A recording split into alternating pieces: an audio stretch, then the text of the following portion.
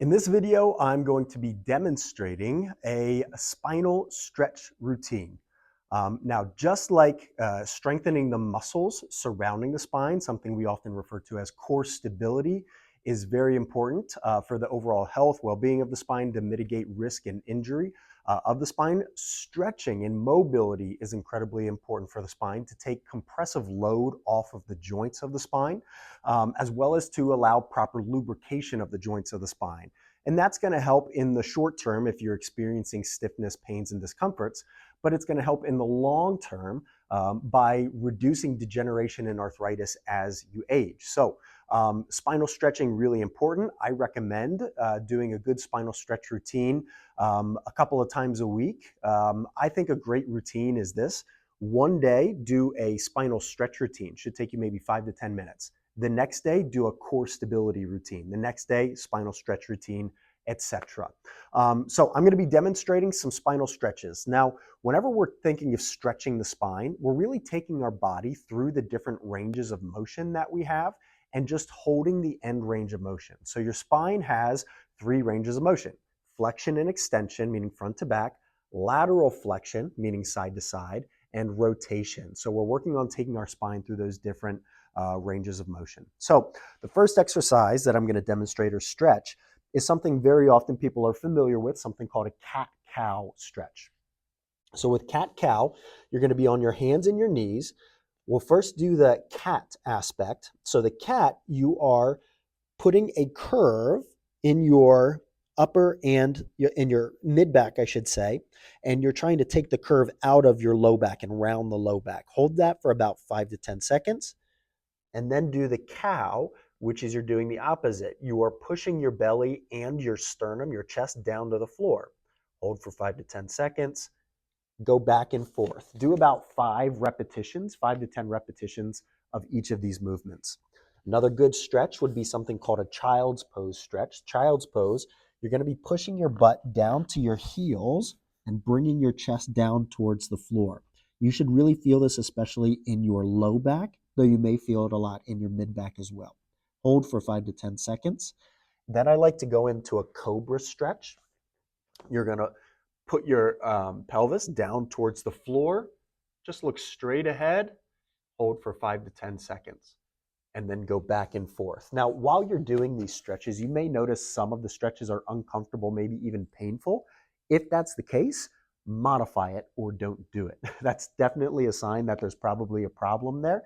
Now, I would say, especially if you're under care in the office and you're doing a stretch and it's uncomfortable, try it again in the future and see if you can get into these stretches and try to modify so that you are still able to stretch these areas of your body, right? So those are good stretches for the flexion extension aspect of the spine. Next, let's talk about the lateral flexion aspect of the spine. So turn my mat a little bit. So with the lateral flexion, which means bending, one, you can just do something called a banana stretch, and you can do this sitting down. You can do it standing up. Banana stretch is you're just bending yourself over to the side, and you hold that 5 to 10 seconds. You bend to the other side, hold that for 5 to 10 seconds. That's a good stretch, but I feel it much better along the spine if I get into that child's pose and then I walk my hands over to the side. I feel a better stretch in my spine whenever I do it like this. Hold for 5 to 10 seconds. Walk yourself over to the other side. Hold that for 5 to 10 seconds.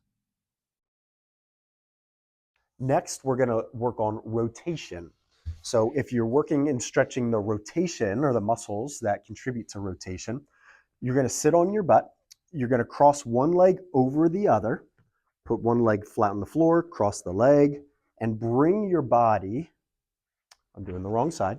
So you're going to bring your opposite elbow on the opposite knee, and you're going to bring it just like that. Hold that 5 to 10 seconds, and then switch sides. Hold that 5 to 10 seconds. Now, last 2 stretches that I'm going to demonstrate. I'm going to turn this again. There we go. Lie on your back. And we're going to do 2 different stretches. So one is a knee to chest. So You can pull both your knees towards your chest and pull that nice and tight. If you can't, for some reason, pull both knees to your chest, you can try to do one at a time, and just like that. And then another way we can work on rotation, in particular rotation of the lumbar spine, is that we can swing the legs off to one side, keeping our shoulder blades flat on the floor. Swing your legs over to one side, your knees, hold 5 to 10, and then swing the knees over to the other side. Hold that for 5 to 10 seconds. So, very simple exercises or stretches rather for the lumbar and thoracic spine, meaning the low back and the mid back. Now, we also want to stretch the neck. So that's much easier because you're just going to move your head through the different ranges of motion. So first, we can tuck the chin down to the chest. You can give yourself just a little bit of a pull. You're going to feel a much deeper stretch. Then you can look up to the ceiling. Right? 5 to 10 seconds. Do that about 5 times. One ear to one shoulder. You can give yourself just a little bit of a pull, not much. Other side, 5 to 10 seconds. And then turn your head as far as you can to one side. You can, on the chin, give yourself just a little bit more. And other side, a little bit, just a little bit of pressure, right? You're not trying to force it. You're not trying to hear pops and cracks and noises. You might hear some noises, and that's okay. That's not generally a concern. It's just a sign that you stretched your joint past the point of its normal physiologic range of motion. That caused an expansion within the joint, which created nitrogen gas or caused it to come out of solution, which makes a pop sound. It's no different than if you pull your finger and you hear a pop. That's not the goal of the stretch. It's just something that might occur.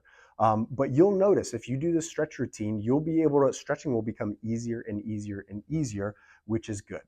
And some of the benefits of stretching, which I also like to go over, why is it important? So I already mentioned a little bit that it slows down that degeneration, that arthritis within the joint. It produces or helps to produce more synovial fluid.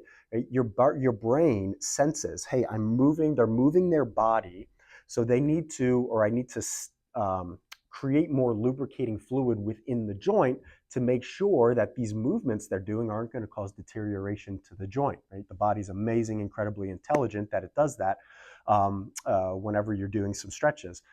Also, whenever you stretch, it activates certain receptors within the joint, within the muscles, the ligaments, that stimulates the brain. And that can actually cause a release of endorphins within the brain, which can help you to feel good. So stretching itself can help you just to feel good and even help to excite the brain to the point where, if you are feeling tired or fatigued, instead of reaching for a cup of coffee, do some stretches and you'll feel more awake and you may be able to avoid that. So again, I recommend doing stretching on a regular basis. Think of it like spinal hygiene, something you're doing to take care of the spine. Same thing with core stability exercises, 5 to 10 minutes out of your day. And I promise you that if you could see into your future, 5, 10, 20, 30, 40 years from now, right, that if you do it versus didn't do it, if you could look down those two futures, you will be so much better off if you did these very simple things. So if you have any questions for me, please let me know in the office.